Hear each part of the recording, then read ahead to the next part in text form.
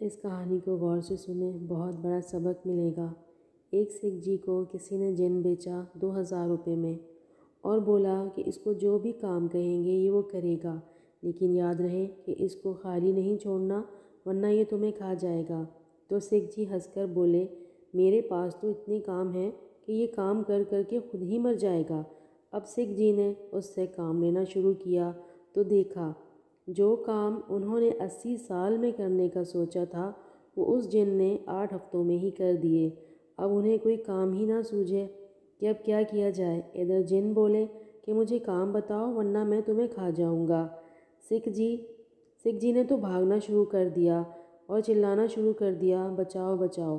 جن ان کے پیچھے بھاگے تو بھاگتے بھاگتے وہ ایک بزرگ بابا سے ٹکرا گئے۔ بابا بولے، کیا ہوا، کیوں بھاگ رہے ہو، کیوں چیخیں مار رہے ہو؟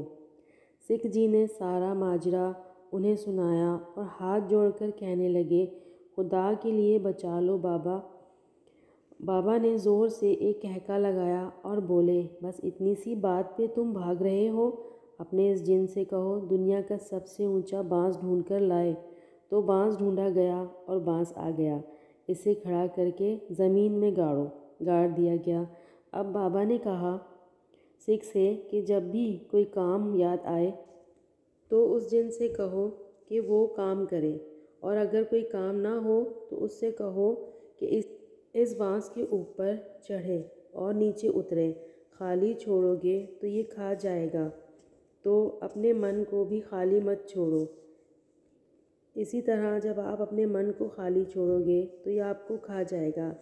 اسے کسی نہ کسی کام میں لگا کر رکھو، اور اگر کوئی کام یاد نہ آ رہا ہو تو آپ کی سانس جو اوپر نیچے آپ کی چل رہی ہے یہی آپ کا بانس ہے۔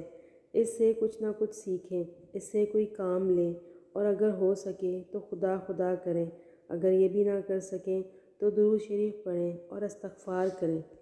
ہمارا من بھی اسی جن کی طرح ہے، جب ہم اسے خالی چھوڑتے ہیں تو یہ ہمیں کھانے لگتا ہے۔ تو اسی لیے اپنے من کو کسی نہ کسی کام میں الجھا کر رکھیں۔